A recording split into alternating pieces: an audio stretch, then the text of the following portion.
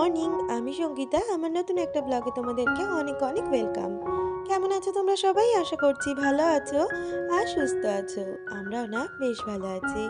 আর আজকে হচ্ছে বৃহস্পতিবার, আর এখন ঘড়িতে বাজে সকাল 7টা। তোমাদেরকে সাথে নিয়ে আজকের ব্লগটা এখান থেকে শুরু করছি। আই হোপ ব্লগটা ভালো লাগবে।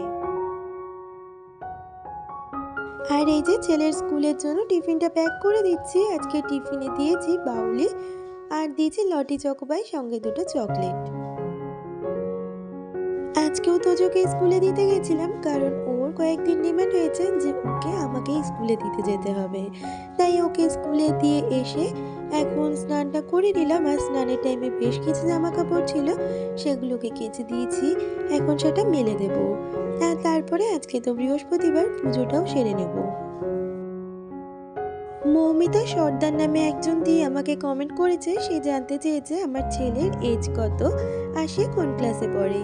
তো দিদি, তোমাকে বলতে চাই আমার ছেলের এজ হচ্ছে 5+। এই যে ফেব্রুয়ারি এলে 6-এ পড়বে। আর ও পড়ে PP2-তে। আর এপ্রিলে ও ক্লাস 1-এ উঠে যাবে। আমি ওকে একটু দেরি করে স্কুলে ভর্তি করিয়েছি, 4.5 বছর বয়সে। কারণ ও যেই টাইমে স্কুলে যাওয়ার সময় তখন পুরো লকডাউন পিরিয়ডটা ছিল। সেই টাইমে ফালতু স্কুলে ভর্তি করালে অনলাইন ক্লাসে মাইনেটাই গুনতে হতো। তাই সেই সময় আমি টিউশন পড়িয়েছি, আর সেই জায়গাতেই ওকে আমি একটু পোক্ত করে নিয়েছি। তারপরে স্কুলে ওকে আমি অ্যাডমিশন করেছি। ইতিমধ্যে আমার পুজো দেওয়াটা কমপ্লিট হয়ে গেছে, আর তারপর চলে এসেছি এই ঘরে। আজকে স্নানের আগে দুটো বিছানার চাদরই তুলে দিয়েছি, আর সেগুলোকেই স্নানের সময় কেচে দিলাম। তবে চাদরটা সেই সময় পাতা হয়নি, ভেবেছিলাম ওইদিকে সমস্ত কাজ গুছিয়ে এসে তারপরে বিছানার চাদরটা পেতে নেব।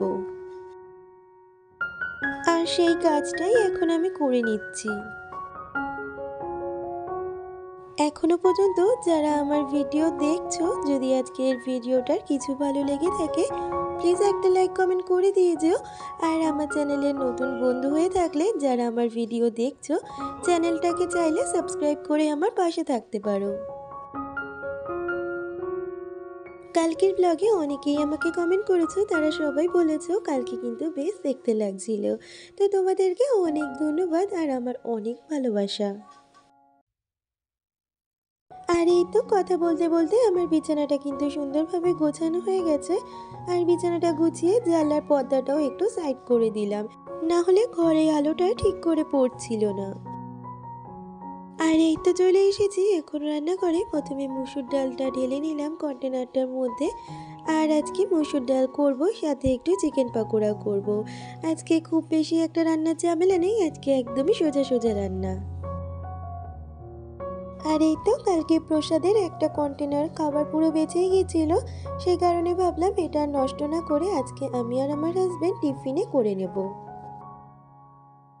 আজকে তো একদমই সোজা সোজা রান্না, সেই কারণে কোনো রান্নার ভিডিও তোমাদের সাথে শেয়ার করিনি। সেই কারণে টিফিনের পরে একদম দুপুরের লাঞ্চে তোমাদের সাথে দেখা হচ্ছে। সেই যে বললাম ডাল করেছি সাথে চিকেন পকোড়া, আর এইটা দিয়েই আজকে লাঞ্চ হয়ে গেছে আমাদের সবার।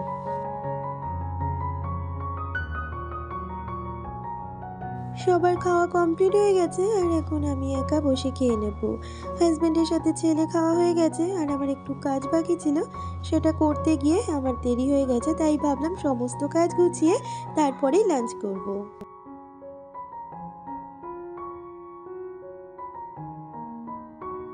আর এই তো আমার খাওয়া হয়ে গেছে, আর ঘরে এসে দেখছি তোজো টিভি দেখছে। তাই এখন আমি আর তোজো দুজনে মিলেই শুয়ে নেব। তবে আমি ঘুমাবো না, আমি একটু ওই টিভি দেখব আর ছেলেকে ঘুম পাড়িয়ে দেব। কোনো কোনো দিন তোজোকে ঘুম পাড়াতে গিয়ে আমিও নিজে ঘুমিয়ে পড়ি। আবার কোনো কোনো দিন ঘুম আসে না, সেদিনকে ওই টিভি দেখেই কাটিয়ে নিই।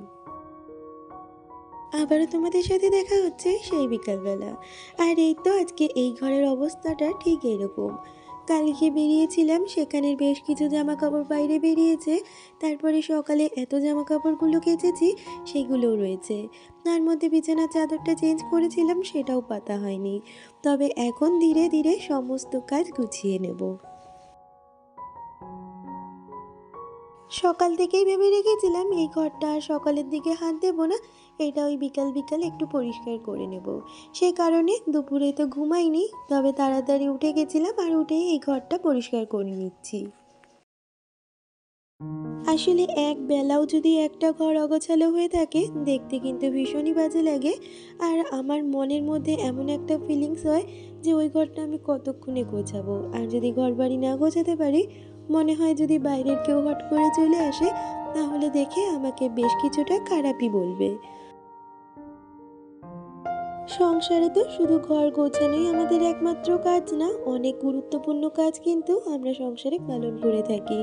আর সেগুলো পালন করতে গিয়ে কিন্তু কখনো কখনো কোনো কাজে একটু বাধার সৃষ্টি হয়। তবুও মনে করি যখন আমার একারই সংসার, কাজগুলো আমাকে একাই করতে হবে, তাই নিজের যখন সময় হবে সেই সময় সুযোগ বুঝে কাজগুলোকে আমাদের গুছিয়ে নিতে হবে। আর কালকে যে পুজোতে গিয়েছিলাম সেই শাড়িটাও এখনই গুছিয়ে নিলাম। তার সাথে সকালে যে জামা কাপড়গুলো কেচে দিয়েছিলাম সেগুলোকেও কিন্তু গুছিয়ে নিচ্ছি। কালকে অনামিকা দিয়ে আমাকে কমেন্ট করেছিলে, দিদি জানতে চেয়েছিলে আমি কি তোজোকে হেঁটে স্কুল থেকে আনতে যাই। তো দিদি তোমাকে আমি বলতে চাই তোজোর স্কুলটা আমাদের বাড়ি থেকে বেশ কিছুটাই দূর, সেখানে হেঁটে যাওয়াটা একটু অসুবিধে। সে কারণে আমি টোটো করে যাই বা হাজবেন্ড যেদিন থাকে হাজবেন্ডের সাথে বাইকে করে চলে যাই। আর এই তো ঘরের সমস্ত কাজ গুছিয়ে সন্ধ্যাবাতি দিয়ে এখন তোজোকে পড়তে বসিয়ে দিলাম, কারণ আজকে তোজোর পড়া ছুটি।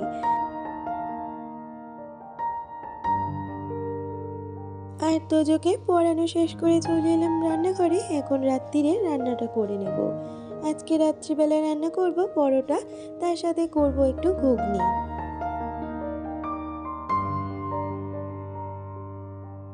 আর এই তো আটার কন্টেনারটা আমি রিফিল করে নিলাম।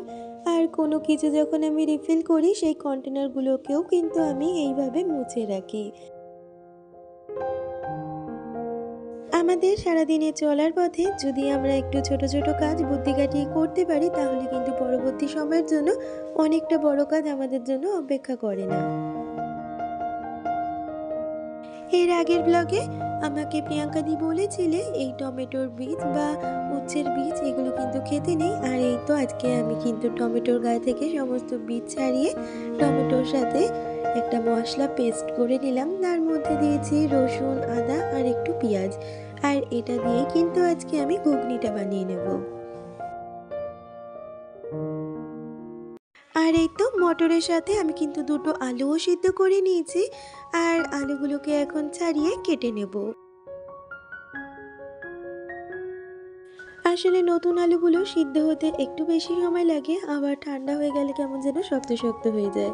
সে কারণে যখন মটরটা সিদ্ধ করেছি তার সাথে দুটো আলু দিয়ে দিয়েছিলাম, আর খুব সুন্দর করে সেটা সিদ্ধ হয়ে গেছে। আর এখন আমি ঘুগনিটা বানিয়ে নেব।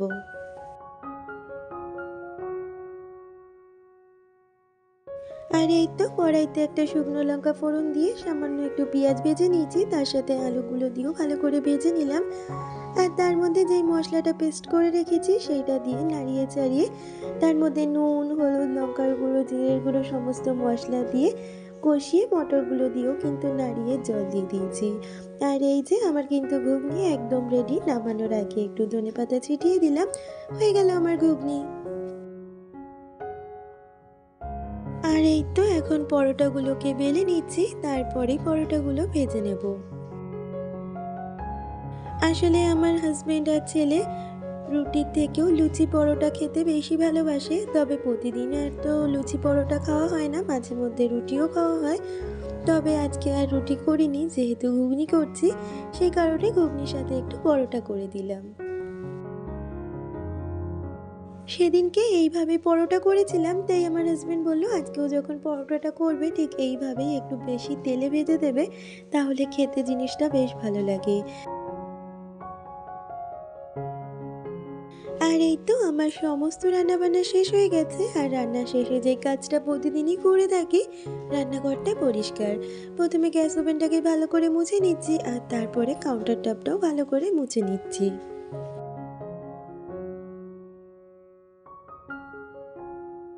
আর রান্নাঘর পরিষ্কারের পরে রান্নার ঘরের জানলাটাও আটকে দিলাম, কারণ যখন পরোটাটা ভেজেছিলাম ঘরটা একটু ধোয়া ধোয়া হয়েছিল, তাই খুলে দিয়েছিলাম।